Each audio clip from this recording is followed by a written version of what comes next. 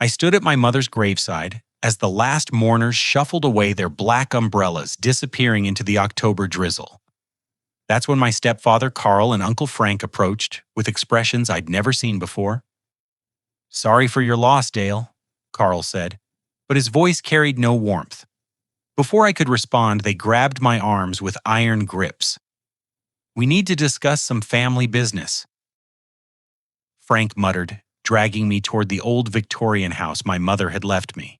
They forced me up the creaky stairs to the dusty attic, Carl's breathing heavy behind me. The door slammed shut with a thunderous bang, multiple locks clicking into place. "Sign over the deed to this house or you'll rot up here," Frank snarled through the thick wood. "Your mother's gone, boy. Nobody's coming for you now." The silence that followed their footsteps echoed in my chest like a death knell. I pressed my palms against the door, feeling every grain of the old oak that now separated me from freedom.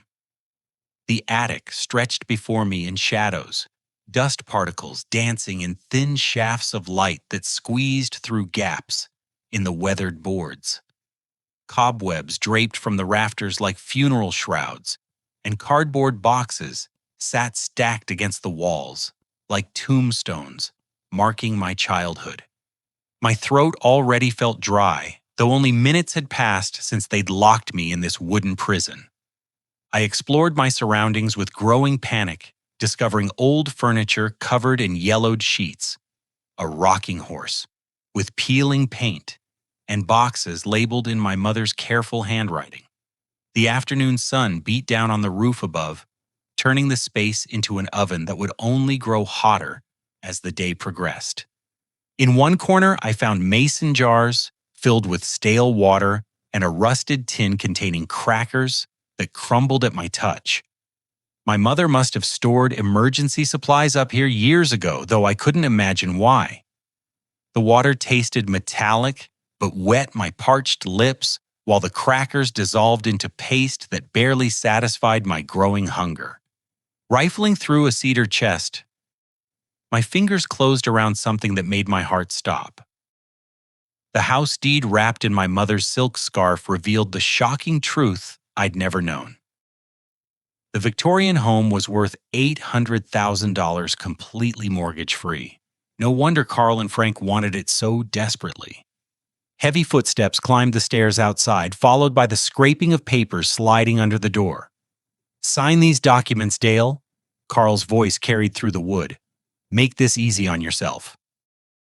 The legal papers outlined a complete property transfer with spaces for my signature and a notary seal. My hands shook as I read the fine print describing how I would voluntarily relinquish all claims to my inheritance. "Never," I shouted back, crumpling the papers in my fists.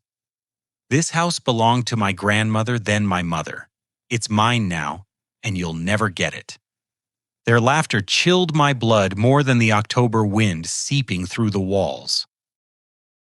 "We'll see about that," Frank called out. "No food, no fresh water. Let's see how long your pride lasts when you're dying of thirst." The sound of water being shut off somewhere below confirmed their threat. I was truly alone now, trapped in this suffocating space with only my memories for company. As darkness crept across the attic floor, I pulled out my mother's jewelry box and discovered something that changed everything. Hidden beneath the velvet lining lay my mother's diary, its leather cover worn smooth by her fingers. The entries from her final months revealed a nightmare I'd never suspected. Carl had been systematically stealing from her bank accounts, transferring thousands of dollars to offshore accounts while she grew weaker from her heart condition. But the final entry, dated just 3 days before her death, sent ice through my veins. "I know what Carl is doing to me," she'd written in shaking handwriting. "The pills he gives me aren't heart medication. I've been researching the symptoms, and I think he's poisoning me slowly. If something happens to me, I pray Dale finds this diary and learns the truth. I'm too weak to fight anymore. But maybe my son can get justice for both of us." My mother hadn't died from a heart attack. She'd been murdered. Dawn crept through the attic windows like a reluctant witness, illuminating the hellish reality of my second day in captivity. My lips had cracked during the night, and my tongue felt like sandpaper against the roof of my mouth. The temperature had already begun its merciless climb toward what I knew would be unbearable heat by afternoon. Desperation drove me deeper into the boxes surrounding me, searching for anything that might aid my escape. Photo albums revealed happier times when my family gatherings didn't include Carl's calculating stare or Frank's bitter resentment. Pictures of my father in his army uniform reminded me of the man I'd lost when I was only 12 years old, killed by a roadside bomb in Afghanistan. My father's military medals lay wrapped in tissue paper at the bottom of a wooden crate, along with letters he'd written to my mother during his deployment. Reading his words about protecting family and standing up to bullies gave me strength I didn't know I possessed. He'd taught me basic survival skills during our camping trips, lessons I'd forgotten in my comfortable Seattle life working as a software consultant. The heat grew oppressive as the morning progressed, turning my prison into a sauna that sapped my remaining energy. Sweat poured down my face as I searched for weak spots in the floor, testing each board with a rusty hammer I'd found in an old toolbox. But the Victorian home had been built to last with thick oak planks that resisted my desperate attempts to break through. Carl and Frank had anticipated my escape attempts. They played loud classic rock music from the floor below, drowning out any noise I might make while ensuring the neighbors heard nothing suspicious. Their voices carried up through the heating vents, discussing their plans with casual cruelty that made my stomach turn. Kid's probably half dead by now. Frank laughed between songs. Always was too soft, just like his mother. Patricia spoiled him rotten, sending him off to college, instead of teaching him how the real world works. Give him another day. Carl replied, his voice cold as winter rain. Hunger and thirst break a man's spirit faster than violence. When he's begging for water, he'll sign anything we put in front of him. Their confidence enraged me, but I channeled that anger into more systematic searching. Behind a loose board near the window, I discovered my father's old military emergency kit, carefully wrapped in waterproof material. Inside, I found water purification tablets, vacuum-sealed protein bars that hadn't expired, and a broken radio that might be repairable. More importantly, I uncovered architectural plans for the house dating back to 1895.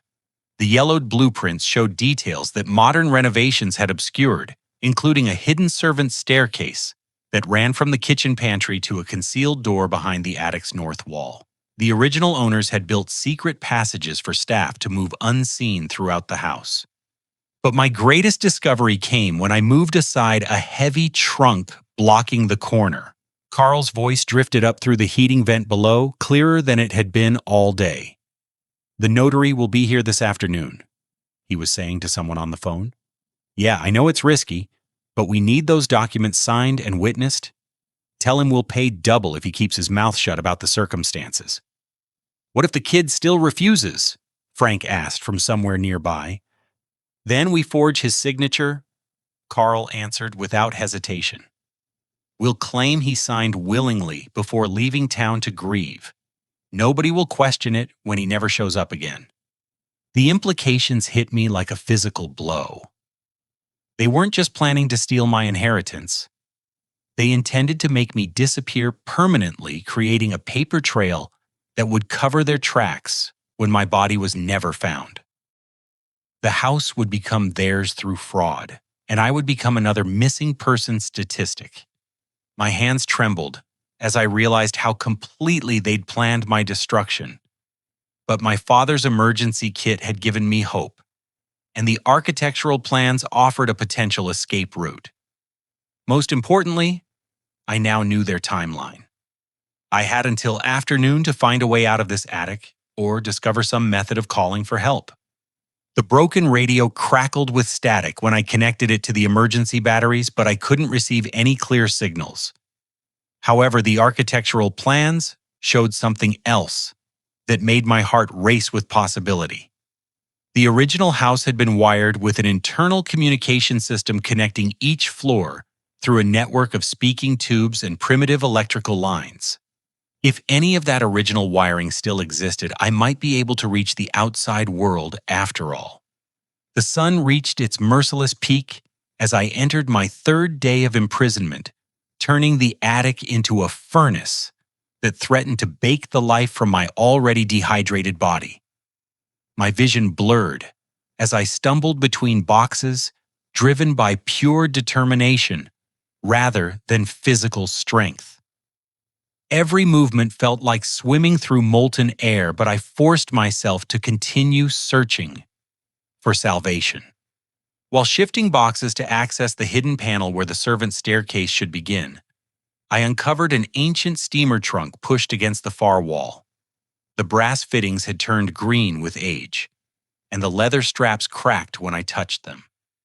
Inside, wrapped in oilcloth that had somehow survived nearly a century, lay my great-grandfather's personal belongings from the 1930s. Among his possessions, I found photographs of the house in its original glory family documents written in faded ink, and most remarkably, an old rotary phone, still connected to braided wires, that disappeared into the wall. The black plastic had yellowed with age, but the mechanism appeared intact, preserved by the dry attic air. My great-grandfather had been a man who trusted nobody completely according to family stories passed down through generations. He'd lived through the stock market crash and the Great Depression experiences that taught him to prepare for betrayal and economic collapse. The phone represented his paranoia about relying on others, a private line that bypassed the main household system. Next to the phone, I discovered a collection of adapters and electrical components he'd saved from various decades of technological change. Among them, miraculously, was a charging cable that fit the old phone's power requirements. My hands shook as I connected the ancient device to a wall outlet hidden behind the trunk, praying that the original wiring still carried electricity. When the dial tone hummed through the earpiece, I nearly wept with relief. The sound represented more than communication. It meant hope rescue and the possibility of justice for my mother's murder. But who should I call? Carl might have connections in local law enforcement through his job at the county clerk's office. I needed someone completely outside his influence. Then I remembered Jessica Martinez, my mother's attorney, who'd handled the will reading. Carl and Frank had focused entirely on the property transfer, forgetting about the lawyer who'd already established my legal right to the inheritance. Jessica had been my mother's friend for over 20 years, someone who'd witnessed Carl's gradual control over my mother's life. Martinez Law Office, this is Jessica speaking. Her familiar voice brought tears to my eyes. Jessica, it's Dale Patterson. I need your help desperately. Dale, thank goodness you called. I've been trying to reach you for over a week. Where are you? I have urgent information about your mother's will that we need to discuss immediately. I explained my situation in rapid whispers, describing the attic prison, the forced signature attempts, and the murder evidence I'd discovered in my mother's diary. Jessica listened without interruption, but I could hear her typing notes as I spoke. Dale, this is worse than I suspected, she said when I finished.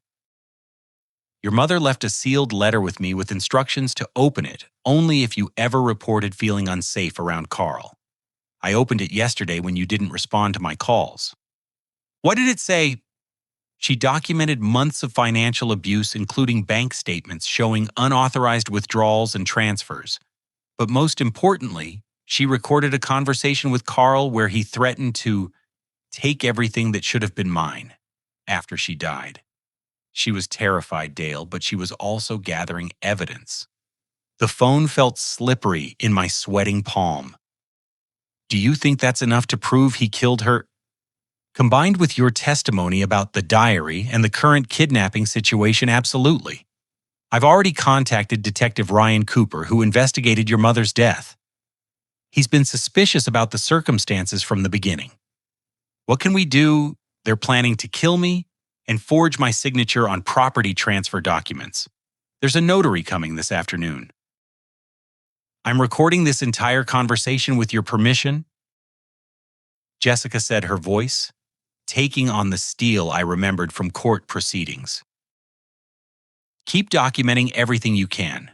Take pictures of your mother's diary with that old camera you mentioned finding. We need as much evidence as possible. For the next hour, Jessica guided me through creating a detailed record of my imprisonment and the evidence I'd discovered. I used an old digital camera from one of the boxes to photograph every page of my mother's diary, particularly the entries about Carl's financial theft and her suspicions about being poisoned. And the police will need an exact location to find you, Jessica explained. Can you describe the house layout and any identifying features? I consulted the architectural plans providing precise details about the Victorian home's structure and the hidden passages I'd discovered. Jessica promised to coordinate with Detective Cooper to plan a rescue that wouldn't alert Carl to our communication. One more thing, Dale, she said as our conversation neared its end. Your mother's final letter mentioned something else. She suspected Carl had killed before possibly your grandfather 20 years ago. She found inconsistencies in the story about his fall down the stairs. Frank was there when grandfather died, I whispered, remembering family discussions about the tragedy. He inherited half the house then, but always resented that my mother got the larger share. Document everything you can find about that too, Jessica instructed. If there's a pattern of murder for inheritance, it strengthens our case considerably. As I hung up the phone, footsteps thundered up the stairs outside my prison. Carl and Frank were arguing loudly, their voices carrying clearly through the door. The notary's here early, Carl snapped. We need to get this done before the kid dies of dehydration. A corpse can't sign documents. Maybe we should just kill him now and forget the paperwork. Frank replied, his tone casual as discussing the weather. I've done it before. Made it look like an accident just like with the old man. My blood turned to ice as Frank casually admitted to murdering our grandfather. Jessica was right about the pattern of killing for inheritance. But now I had the evidence and the communication line to ensure justice would finally be served. The question was whether rescue would arrive before Frank decided to abandon the forgery plan in favor of immediate violence.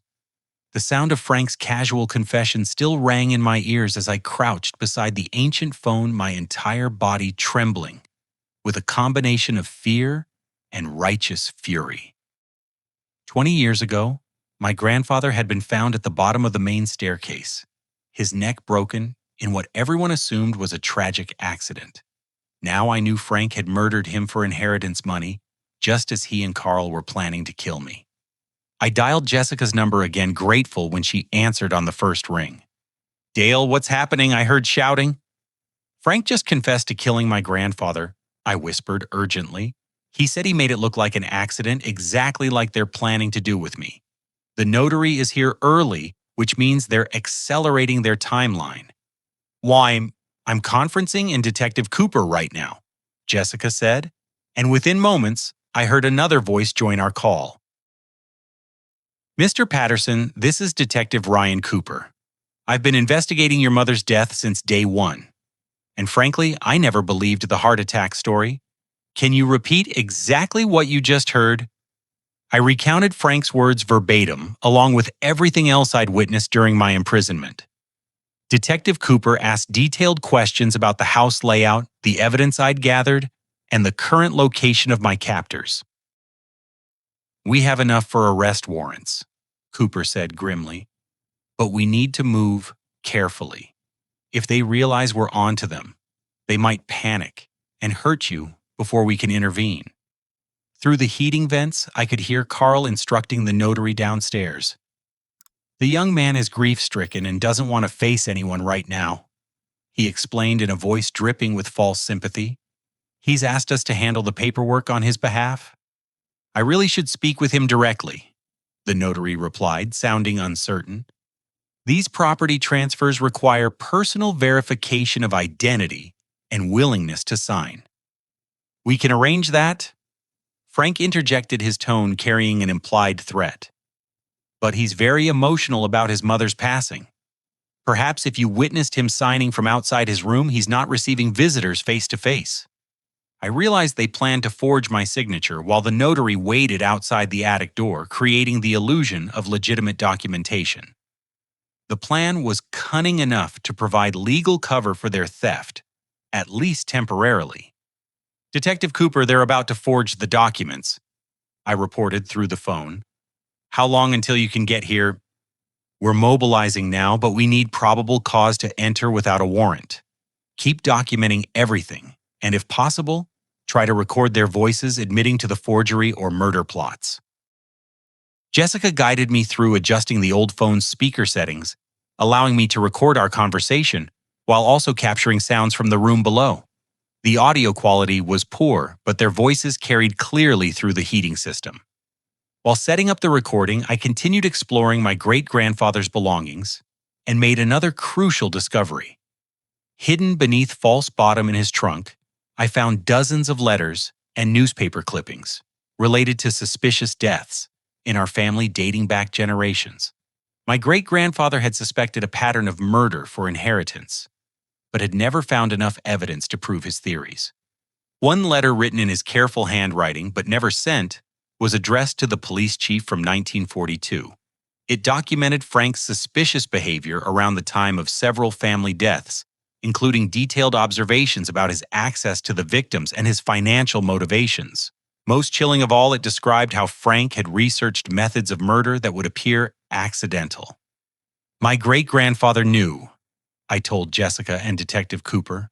"He documented Frank's pattern of killing family members for decades. This isn't just about my inheritance. Frank has been murdering relatives since before I was born." "Can you photograph those documents?" Cooper asked. "If we can establish a long-term pattern of familicide, it transforms this from a simple kidnapping case into a serial murder investigation."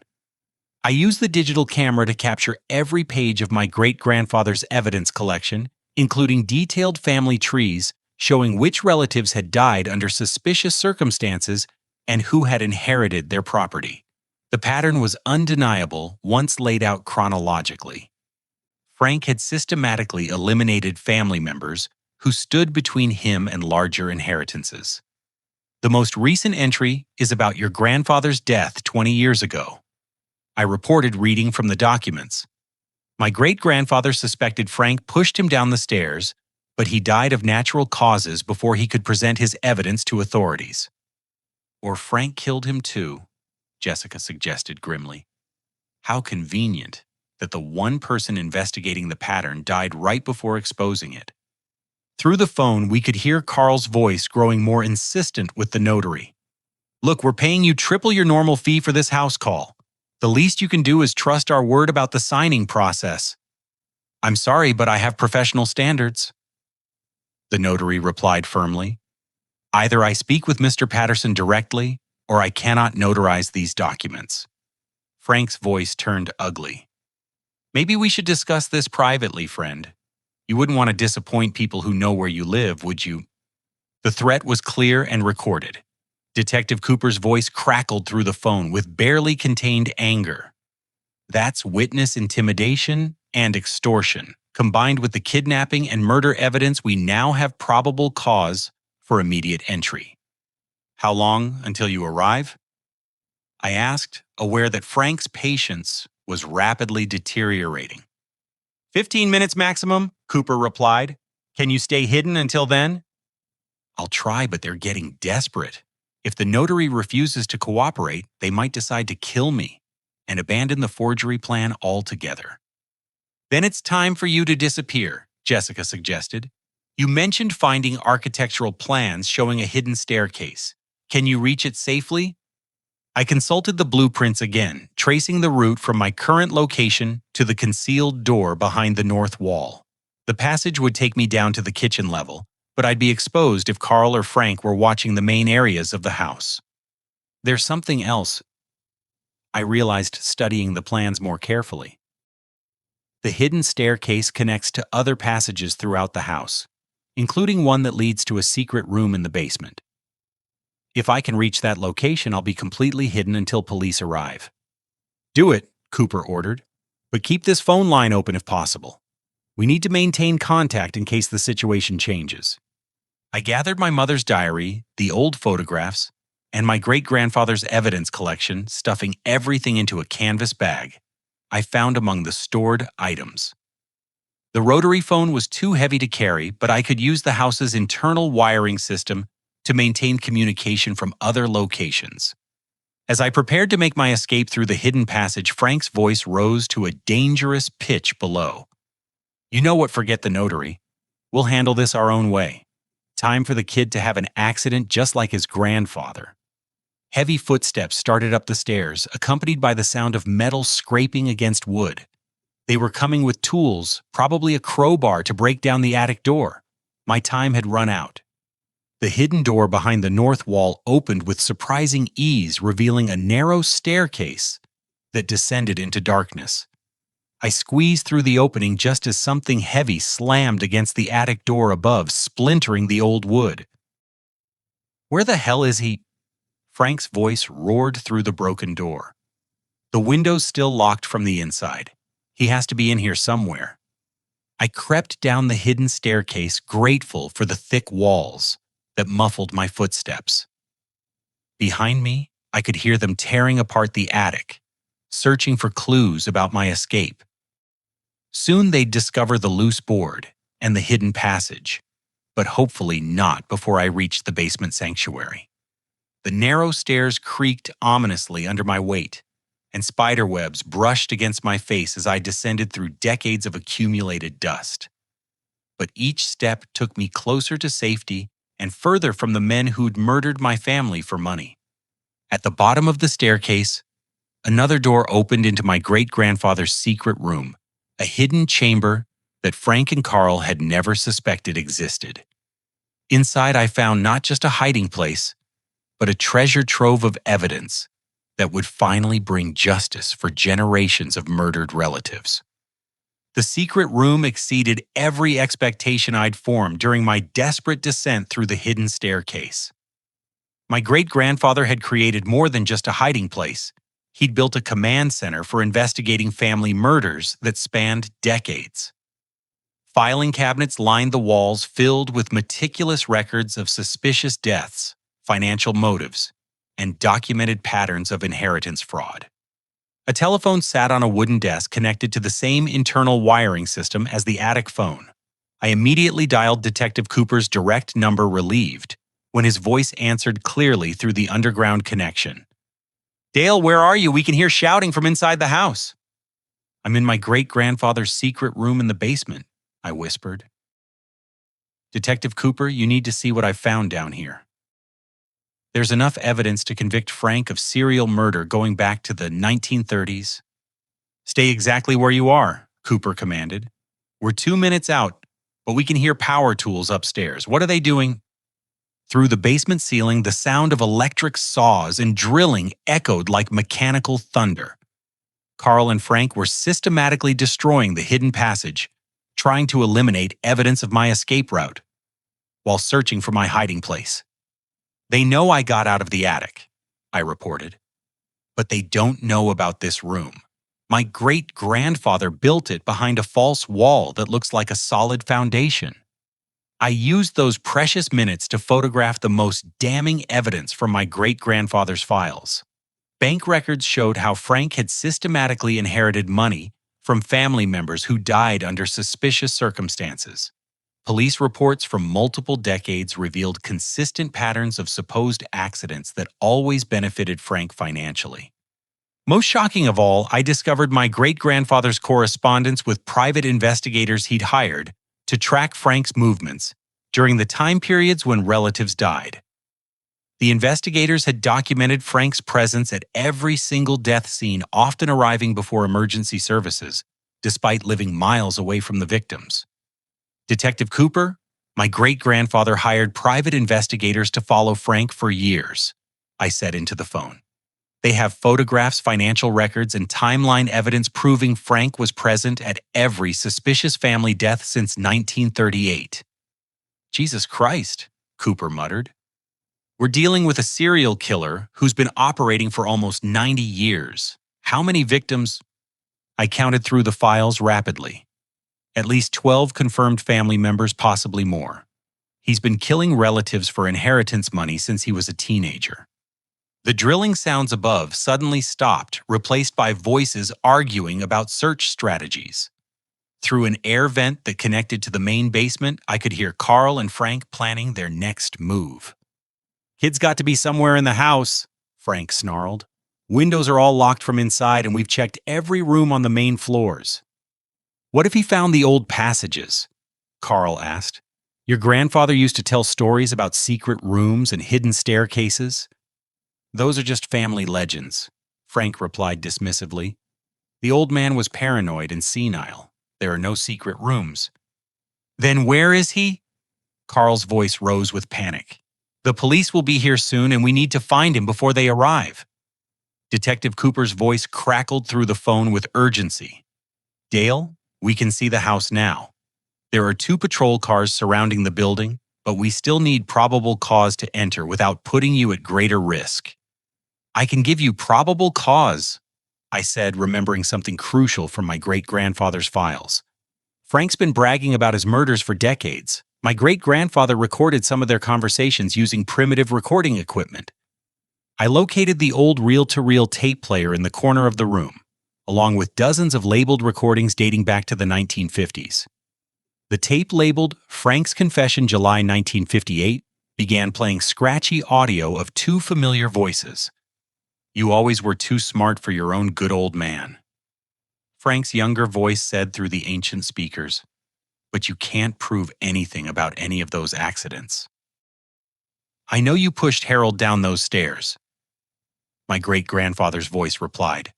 "Just like you loosened the brake lines on Martha's car and just like you put poison in Robert's whiskey." "So what if I did?" Frank laughed callously.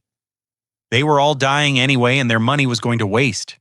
I just helped nature along and made sure the inheritance went to someone who could use it properly." The recording continued for 20 more minutes, with Frank casually describing murder methods and his financial motivations for killing family members. My great-grandfather had been recording their conversations for years, building an audio archive that documented Frank's confessions in his own voice. Detective Cooper: "I have audio recordings of Frank confessing to multiple murders," I reported through the phone. My great-grandfather recorded their conversations from the 1950s through the 1970s. "He'd play the recording on speaker," Cooper instructed. "We'll use it as probable cause for immediate entry." I adjusted the tape player volume while Cooper addressed his team through radio communication.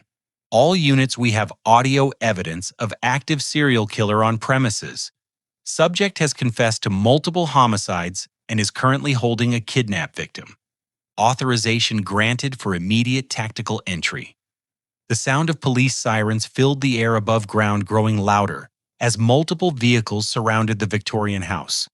Through the ceiling, I heard Carl and Frank's voices shift from argument to panic.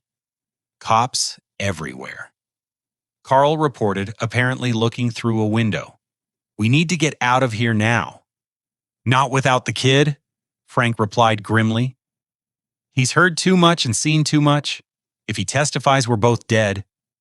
"Then we kill him fast and claim self-defense," Carl suggested. "Say he attacked us when we tried to help him grieve." "Nobody's going to believe that story with all this evidence lying around," Frank snapped. "We should have burned the house down with him inside it, made it look like an electrical fire." Their conversation provided perfect audio evidence of conspiracy to commit murder. Detective Cooper's voice came through the phone with professional satisfaction. "We've got them on tape plotting your murder. That's all the justification we need."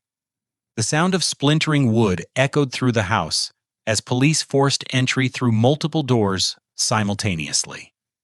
Shouts of "Police, get down on the ground," mixed with sounds of furniture crashing and heavy footsteps running through the building.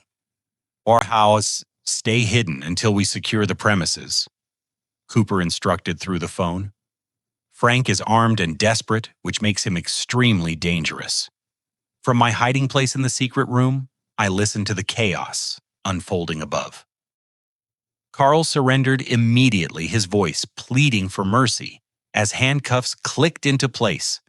But Frank's response was different, filled with the rage of a man who'd killed for nearly a century without facing consequences. "You'll never take me alive!" he screamed, followed by the sound of gunshots that made my heart stop. More gunfire erupted, accompanied by shouts of, "Officer down!" and "Suspect is barricaded in the kitchen." Detective Cooper's voice came through the phone with deadly calm.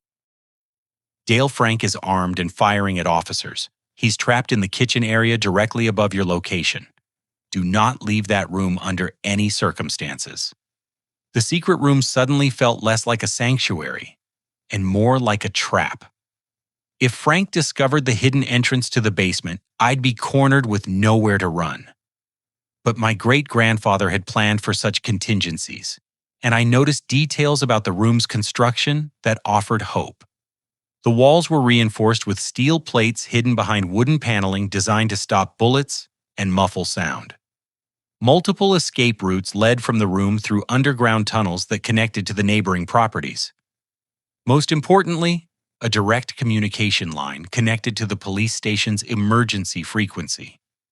Anchor Detective Cooper. "I found a radio that connects directly to police dispatch," I reported. "My great-grandfather built this room as a fortress. I can coordinate with your team from here." "Perfect. We need intelligence about the kitchen layout and any hiding spots Frank might use." I consulted my great-grandfather's architectural diagrams, providing detailed information about the kitchen structure, including the pantry where the main hidden staircase entrance was located. "There's a secret door behind the pantry shelves," I explained. "If Frank finds it, he'll have access to the entire hidden passage system." "Copy that. We're sealing off that area now." Through the ventilation system, I could hear Frank's voice growing more desperate as police tightened their perimeter. "I know you're down there somewhere, Dale," he shouted.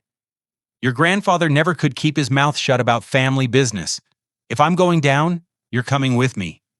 The sound of heavy objects being moved around suggested Frank was searching for the hidden entrance, using his childhood memories of his grandfather's stories to guide his investigation. Time was running out before he discovered the secret passage system. But I had advantages Frank didn't know about. My great-grandfather's room contained weapons communication equipment and detailed knowledge about Frank's psychology gathered over decades of investigation. Most importantly, I had evidence that would ensure justice for all of Frank's victims, even if neither of us survived the next few minutes. The battle for my life and my family's legacy was about to reach its climax in the hidden depths of the Victorian house, where 3 generations of murder and greed would finally face judgment. The ventilation system carried Frank's increasingly frantic movements through the kitchen as he searched for the entrance to the hidden passages. Heavy objects scraped across the floor above my head, followed by the splintering of wood as he tore apart pantry shelves with desperate violence. "Found it?" Frank's voice echoed through the walls with triumphant malice. "I remember grandfather's stories about the secret stairs. You can't hide from me forever, boy." Detective Cooper's voice crackled through the underground communication system. "Dale, we've got thermal imaging showing Frank's location in the kitchen. He's armed with a hunting rifle and appears to be accessing some kind of concealed area. He found the main passage entrance. I confirmed, consulting my great-grandfather's architectural plans. "But this room has independent access routes he doesn't know about. I can move through the tunnel system and emerge behind your position." "Negative. Stay put. We have tactical teams moving into position and Frank is cornered. Don't risk exposing yourself." Through the steel-reinforced walls, I heard Frank's heavy breathing as he descended the narrow staircase I'd used earlier. His flashlight beams swept through cracks in the hidden door, searching for signs of my presence in the secret room. My great-grandfather's foresight in soundproofing the chamber was all that kept Frank from pinpointing my exact location. "I know you're in there, Dale." Frank called out, his voice carrying the casual tone of a man who'd killed so many times that murder had become routine. "Your mother thought she was smart, too, hiding evidence and making recordings. But poison works slowly, and she never suspected her loving husband was feeding her digitalis every morning with her coffee. The confession confirmed my mother's diary entries about being slowly poisoned. Frank was admitting to murder, and every word was being recorded through the communication system connected to police headquarters. His arrogance would finally provide the evidence needed to convict him for decades of family killings. Just like your grandfather? Frank continued, apparently talking to calm his own nerves as much as to taunt me. Thought he could outsmart me with his hidden rooms and secret recordings. But I knew exactly where he kept everything. Took me years to find all his evidence and destroy it. Except he made copies, I called out through the steel door, unable to resist revealing the truth. Multiple copies hidden in different locations. You never found them all, Frank. His roar of rage echoed through the passage, followed by the sound of rifle butts smashing against the reinforced door. The steel plates held firm, but I could hear him working systematically to find weak spots in the construction. Detective Cooper's voice came through the radio with urgency. Frank just admitted to poisoning your mother and killing your grandfather. We're moving in now with full tactical support. Wait, I said, studying my great-grandfather's notes about Frank's psychology. He's not just confessing randomly. He's trying to draw me out by making me angry. But he's also revealing information he's kept secret for decades. What do you mean? My great-grandfather wrote extensive psychological profiles of Frank based on years of observation. Frank's narcissistic personality disorder compels him to brag about his crimes when he feels cornered. If we let him talk, he'll confess to murders we don't even know about. Through the door, Frank's voice continued his monologue of murder. 23 family members over 70 years, and nobody ever suspected a pattern. Started with my own parents when I was 16. Arsenic in their anniversary dinner made it look like food poisoning from the restaurant. I quickly consulted my great-grandfather's files, finding records of Frank's parents' deaths in 1942. The police report listed food poisoning as the cause, but my great-grandfather's private investigation had documented Frank's purchase of rat poison the week before their deaths. Keep him talking, Detective Cooper instructed. Every confession helps us build cases for unsolved murders going back decades. You killed your own parents, I called out, genuinely shocked, despite everything I'd learned about Frank's cruelty. They were planning to cut me out of their will, Frank replied matter-of-factly. Found out I'd been stealing money from their business accounts, so I poisoned them both and inherited everything as their grieving son. Worked so well, I decided to make it my life's work. The casual description of patricide revealed the true depth of Frank's evil. He'd been murdering family members for inheritance money since before my father was even born, turning familicide into a decades-long career that had funded his entire adult life. Detective Cooper, he's confessing to killing his own parents in 1942, I reported. That case should still be in police files. We'll pull those records immediately. Keep him talking if you can. Frank seemed eager to continue his confessions, apparently finding cathartic relief in finally sharing the secrets he'd kept hidden for a lifetime. Your precious grandmother was next, though. That took more planning. Had to make her cancer medication ineffective by replacing her pills with sugar tablets. Took 6 months of suffering, but she eventually wasted away while I played the concerned nephew. I found my grandmother's death certificate in my great-grandfather's files, dated 1967. The cause was listed as cancer, but my great-grandfather's notes suggested he'd suspected Frank of medical tampering. Now Frank's confession confirmed those suspicions. Then there was your cousin Michael in 1985. Frank continued warming to his subject. Kid was getting too curious about family finances, asking questions about inheritance patterns. Single car accident on a rainy night, but I'd loosened his brake lines earlier that day. Each confession provided closure for family deaths that had haunted my relatives for generations. Detective Cooper and his team were recording everything, building cases that would finally bring justice for Frank's numerous victims. Most challenging was your Uncle Robert in 1992, Frank said with what sounded like professional pride. He was a cop, so I had to be extra careful. Staged a home invasion robbery, but I was the one who broke in and shot him.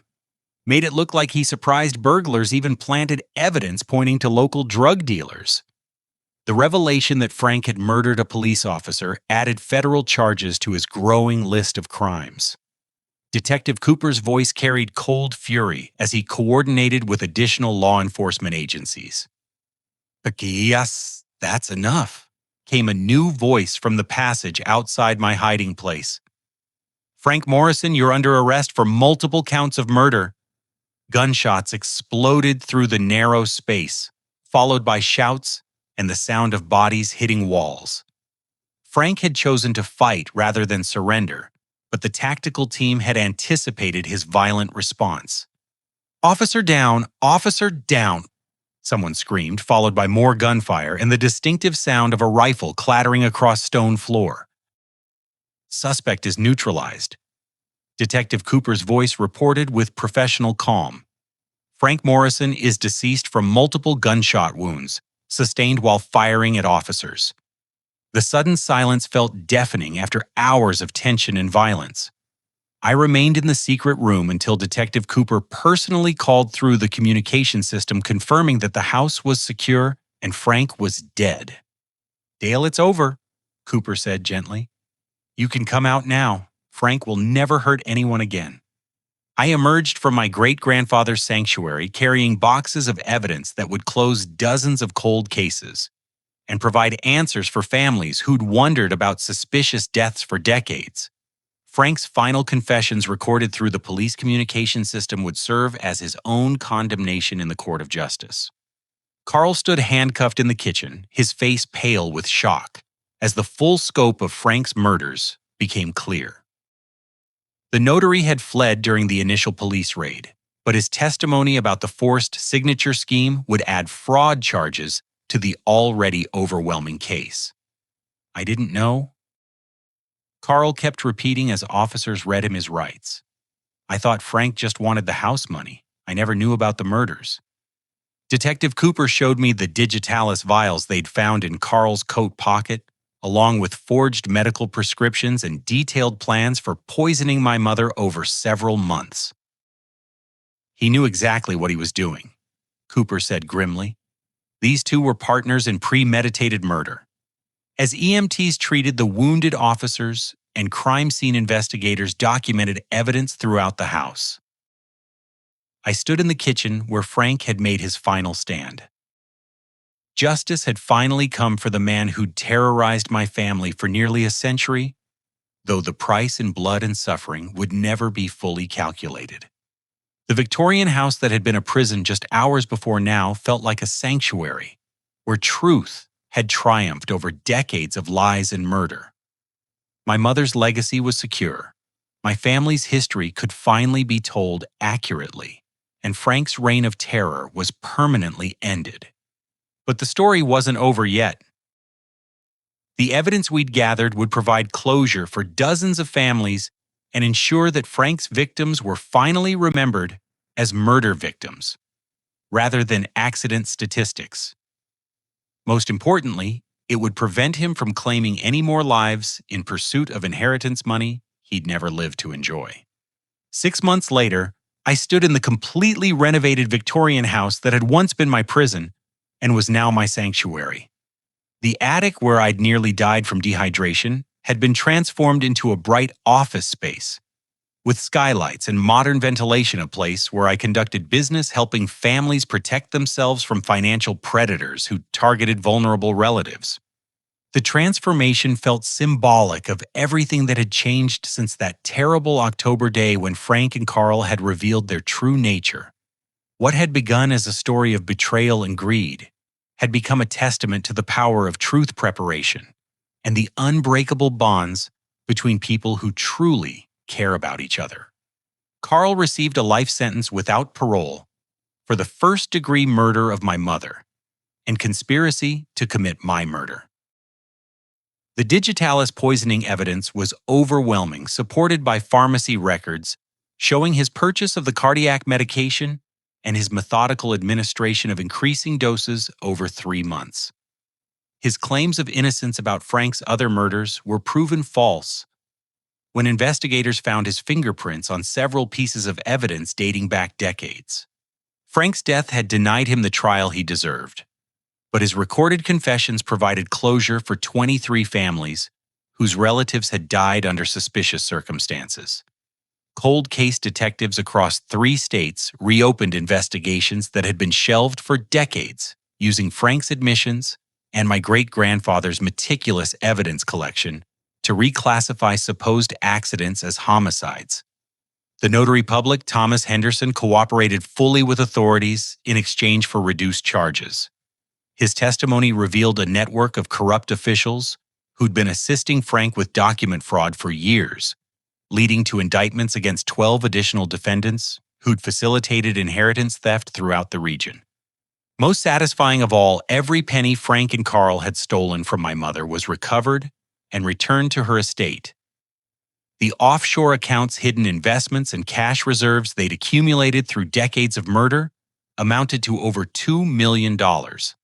I used that blood money to establish the Patricia Morrison Memorial Foundation, providing legal aid and protection services for elderly people facing financial abuse from family members. The foundation occupied the first floor of the renovated Victorian house, with dedicated staff members who investigated suspected inheritance fraud and connected vulnerable seniors with resources to protect their assets. We'd already prevented 17 cases of elder financial abuse and helped prosecute 6 family members who'd been systematically stealing from relatives. Detective Cooper, who'd become a close friend during the investigation and trial proceedings, often visited the foundation to consult on cases that showed suspicious patterns. "Your great-grandfather would be proud," he told me during one of our quarterly case review meetings. "He spent his whole life trying to stop Frank, and now you're using his work to prevent other families from suffering the same losses." The secret room in the basement had been preserved exactly as my great-grandfather left it, serving as both a memorial to his dedication and a resource center for law enforcement agencies investigating inheritance-related crimes. His files had already helped solve 43 cold cases in 7 states, providing families with answers they'd sought for decades. My relationship with my mother's sister Margaret had grown stronger as we worked together to document our family's true history. She'd revealed additional evidence about Frank's crimes that she'd been too frightened to report while he was alive, including threats he'd made against her own children when they'd asked questions about inheritance patterns. Patricia always suspected something was wrong with the family deaths, Margaret told me as we sorted through photo albums in the renovated living room. But Frank was so good at intimidation and manipulation. He made people afraid to speak up even when they noticed suspicious patterns. "That's exactly why the foundation focuses on education and empowerment," I replied. "When people know what warning signs to look for, predators like Frank lose their advantage." The weekly support group meetings I'd started brought together survivors of inheritance fraud and financial abuse. Hearing their stories reminded me that Frank's crimes weren't unique. Predatory family members existed in communities throughout America, targeting elderly relatives who trusted them with financial access and medical care. Sarah Chen, a nurse whose brother had been slowly poisoning their father to accelerate his inheritance, became one of our most effective advocates for legislative reform. Her testimony before the state legislature had led to new laws requiring mandatory reporting of suspected elder financial abuse and establishing stronger penalties for inheritance fraud. "Your story gave me courage to speak out," Sarah told me after one particularly emotional support group session. "Knowing that someone else had survived family betrayal and fought back made me realize I could do the same." The Foundation's educational programs reached thousands of families throughout the region, teaching them how to recognize manipulation tactics, establish financial safeguards, and create accountability systems that prevented relatives from exploiting elderly family members. We distributed over 50,000 copies of our prevention guide, which included many lessons learned from my great-grandfather's investigation methods. On quiet evenings, I often sat in the renovated attic office, looking through the skylights at stars that Frank would never see again.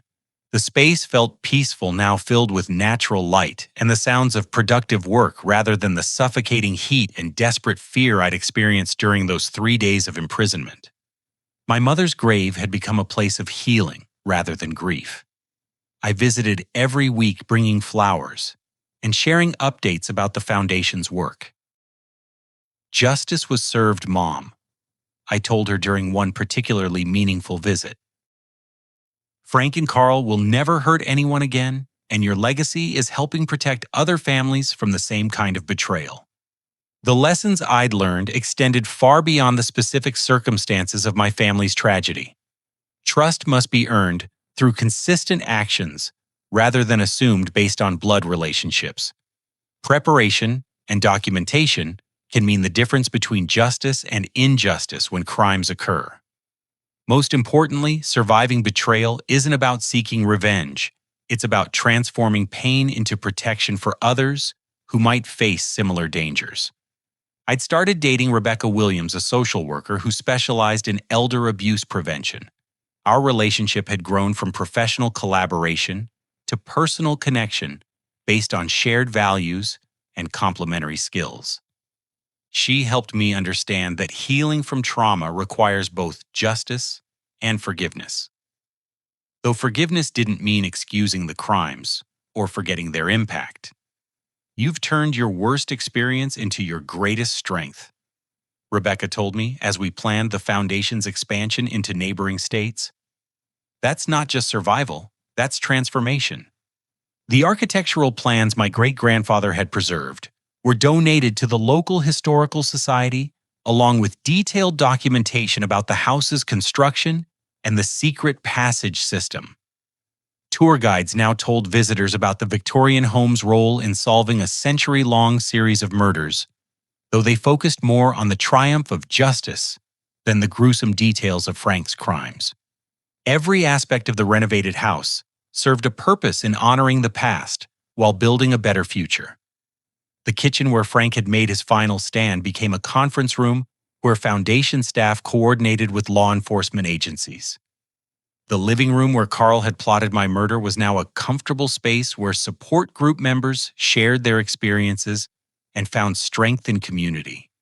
The Foundation's 24-hour hotline received calls from across the country, connecting people who suspected inheritance fraud with resources and support services. Our website provided downloadable guides in multiple languages, helping immigrant families understand American legal protections against financial abuse. As I locked up the house each evening, I felt grateful for the series of events that had led from near-death imprisonment to meaningful work protecting vulnerable families.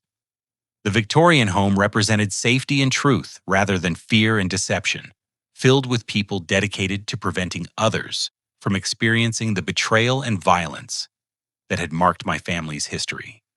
Frank's crimes had been motivated by greed and enabled by isolation, but the Foundation's work was motivated by justice and enabled by community connections.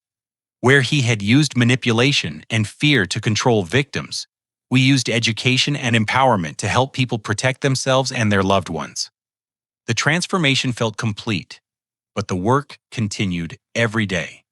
Each family we helped avoid financial abuse represented a victory against the kind of evil Frank had embodied. Each successful prosecution of inheritance fraud sent a message that crimes against vulnerable elderly people would face serious consequences. Standing in my office as evening fell across the renovated Victorian house, I understood that my mother's death and my grandfather's murder had not been in vain if their legacy helped protect other families from similar tragedies. Frank's decades-long reign of terror had ended, but the fight for justice and protection of vulnerable people would continue for generations to come. The most important lesson I'd learned was that family isn't just about blood relationships. It's about choosing people who truly care about your well-being and standing up to those who would harm you, no matter how closely related they might be. Real family members protect each other, support each other's growth, and create safety rather than fear. My great-grandfather's paranoia about family betrayal had actually been wisdom earned through careful observation of Frank's character. My mother's attempts to gather evidence against Carl had been acts of courage rather than paranoid suspicion. Their efforts to protect future generations had ultimately succeeded, though neither had lived to see justice served. I thought about families throughout America who might be facing similar dangers, elderly parents trusting children or relatives who saw them only as sources of inheritance money. The Foundation's work would continue expanding, reaching more communities, and providing more resources, ensuring that Frank's crimes would lead to protection for countless other potential victims. Have you ever noticed warning signs that a family member might be taking advantage of an elderly relative's trust and finances? The stories we hear at the Foundation remind us daily that predators often hide behind familial relationships, using love and trust as weapons against the very people who cared for them most. I want to thank everyone who's followed this journey from betrayal to justice, from desperation to hope, from individual survival to community protection. Your support means everything to those of us working to prevent inheritance fraud and elder financial abuse. If this story has touched your heart or reminded you of someone who might benefit from these resources, please share it with others who could use this information. Like this video to help others find these important safety lessons, subscribe to stay updated on our Foundation's work, and comment below to share your own experiences or questions about protecting elderly family members. Together, we can ensure that trust and love triumph over greed and betrayal, creating families and communities where everyone feels safe and protected throughout their lives. Thank you for joining me in this mission, and may your own family relationships be filled with genuine care, respect, and the kind of love that builds people up rather than tearing them down.